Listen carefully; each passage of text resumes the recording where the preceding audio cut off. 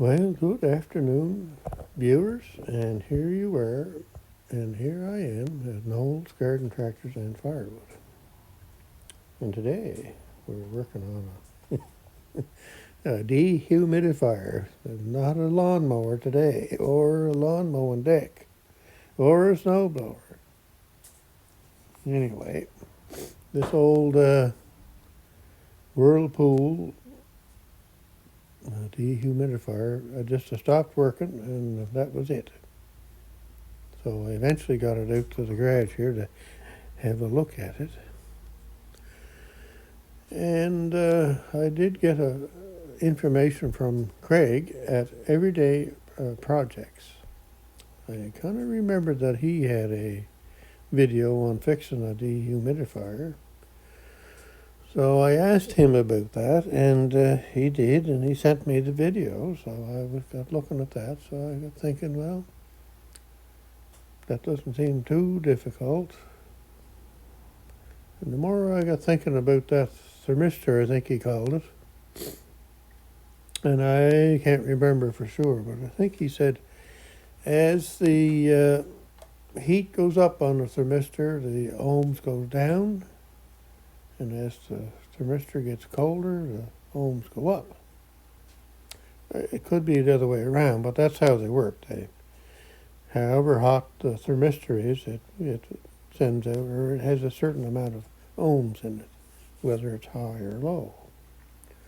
So after thinking about that, I got thinking that used to be the kind of thing that I used to put in the propane stoves for the thermostats. They had a probe like that, and it was hooked into the clock to adjust the temperature in the oven. I think now that's what I kind of remember. It's been a while since I did one, but anyway, they were called sort of a thermistor, and I remember looking up the specs on them, and they had ohms, and they showed the different temperatures of the thermistor or whatever it was, or temperature sensor, and for each temperature they had a certain amount of ohms in them and all that kind of stuff. So I guess it's kind of similar as to what Craig was getting into the humidifier dehumidifier that he worked on and fixed. So I thought, well, I might as well take this thing apart and look. Well, I haven't seen one of them yet, but I haven't gotten in that far. But I did get to a point here that I took this cover off here. That cover was right on there. And on that cover, or behind that cover, there was a black spot right there. So I looked at this side. I don't know if I can see, if you can see or not, but that connection right there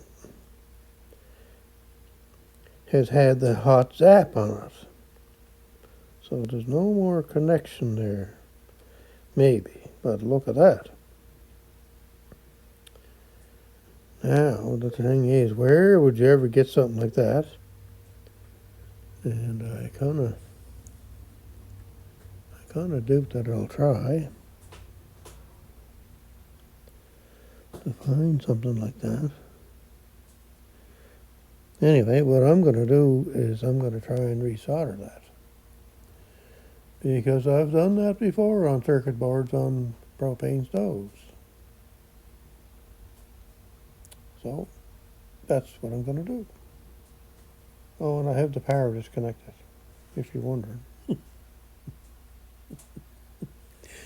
I don't need to get the hot zap. Now, how I'm going to do this, I don't know. I've kind of got an idea of it. All it would need is a little bit of solder to go in around there to make a connection.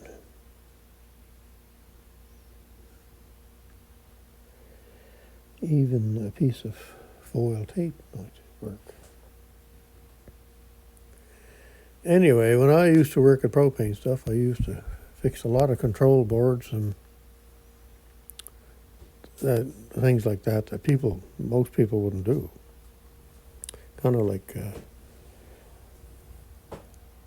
this is probably a relay here, so. And I don't know how I found these things out, but I know I remember fixing these relays by just drilling a very small hole in them and putting some WD-40 into them. And I remember fixing a furnace control one time. Middle of the winter, no parts, couldn't get parts for a while. So I figured out that one of these relays was bad, and I took it apart and fixed it. And away it went. I've done that with numerous different circuit boards, but like I say, this is a long time ago now. Anyway, I'm going to see if I can do something with that. I don't know if I'm going to be able to show you or not, but I'm going to take a little time here to maybe set something up, and I'll show you what the tools I'm going to use if I can think of something, and then I'll see if I can show you. All right, that's good for now. Oh, and there is a fuse here. I did see a fuse. I seen this little cover down there, so I knew there was a fuse down here somewhere. So there's the fuse. Come on around here. That's the fuse. I haven't checked continuity yet between here and here, but I will. It looks good, but if you've had any experience with fuses, they could break up underneath the head of them where you can't see. And it'll throw you for a loop, thinking that it's good, and it's not. So you have to put a continuity check on them. That's for sure. All right, I'll shut this off here for now. All right, so here we are. We got you set up here now. And it's kind of going to be shaky a little bit maybe. So what I did, or what I found was, like I say, this right there, that little tab that comes through the back of the board here has zapped itself for some reason, and it's no longer connected to the solder. Like all them little tabs come through and they have a little bead of solder around them. Well, this one burnt that away for some reason. And I guess I can't show you right now, but I have the board.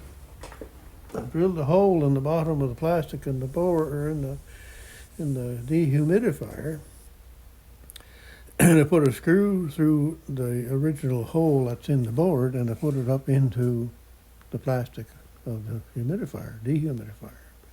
So I got a nice solid surface there. I don't have to be hanging on to it now. And I'm going to try and use this nail. I'm going to heat that up and try and heat that section there. I've got some of the cleaner on there. And I'm going to try and solder that back together somehow. All right, now I got to get my flame going again, and I'll show you how I have this hooked up to the dehumidifier once I'm done here, I guess.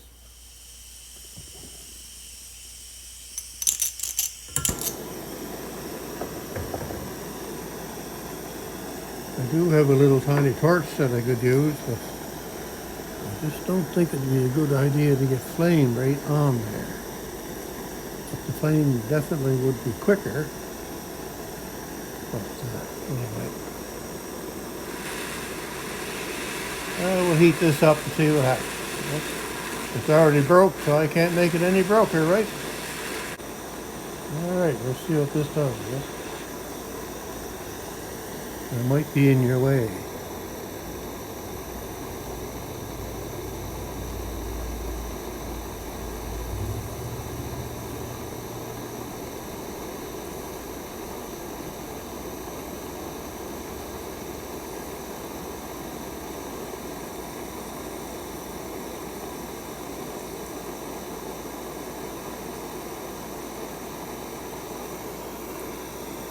doesn't seem to want to take.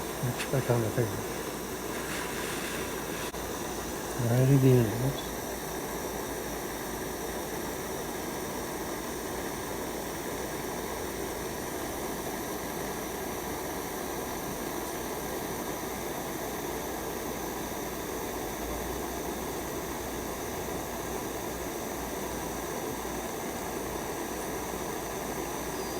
Nope, not hot. All right, I guess we'll have to try the little flame machine. Yes? Let's see what that does.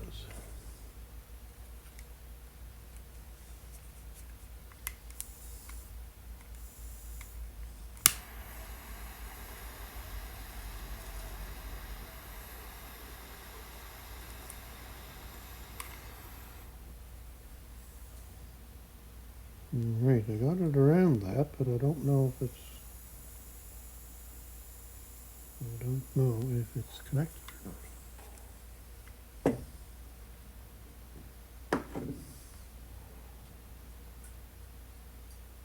It kind of looks like it might be. Anyway, there we go.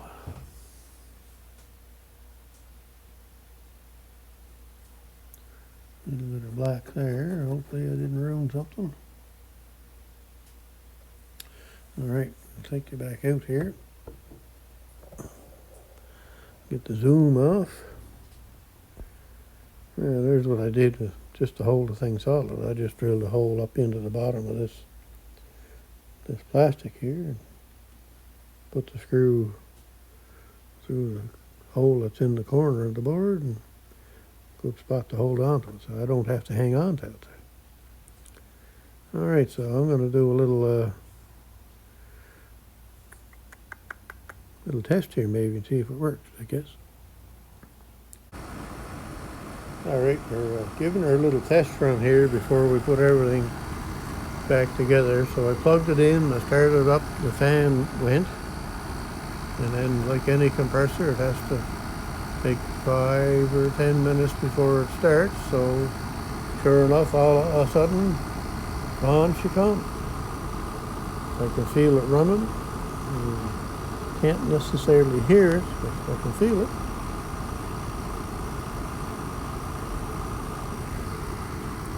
So that might be the fix. You can feel the line here is getting warm.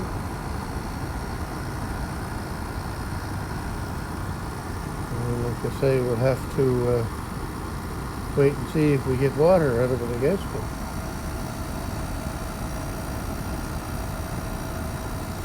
in there, the black beside it is what I put there from the torch.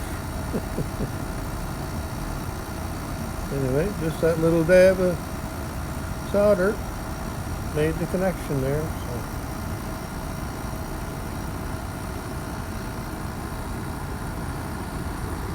Alright, we'll let her run for a while. We'll see if we get any water out of it, and then we can say it's fixed. If I give a drop of water, then I'll say it's fixed. Alright, so I put the cover back on here. That's for the capacitor is for either this motor or for the compressor.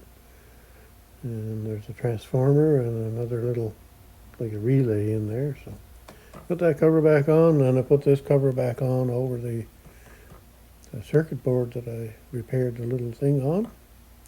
And I'm going to put the back on it, and I had it running here for a while, but then I got thinking maybe it's not getting the right airflow because of the back being open, so it may not be sucking air through the front and through the coil so properly. Well, here I am back again. This is the unit, so got it all back together. I tried timing it to see how long it took for the compressor to come back on. I didn't hear it come on, but after 10 minutes I checked it, and sure enough it was running, so I don't know how long it takes. But it could be anywhere 4 minutes or 6 minutes or 5 minutes or whatever. Anyhow, it hasn't been running here too long, maybe maybe 20 minutes at the most. So I thought I'd put my finger in here where you would put the hose. You can see where you can put your hose onto it there instead of having it dripping into the pan. So put finger in there, and we got water.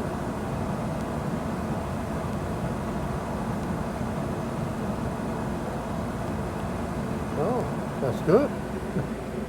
I fixed it. Alright, that's going to be the end of that video. So, as I think Craig said in his video, is people throw them out and just don't bother to look at them. Well, and some people wouldn't have any clue what to do anyway. But like myself, I don't know. But the way I look at it is, it's broke.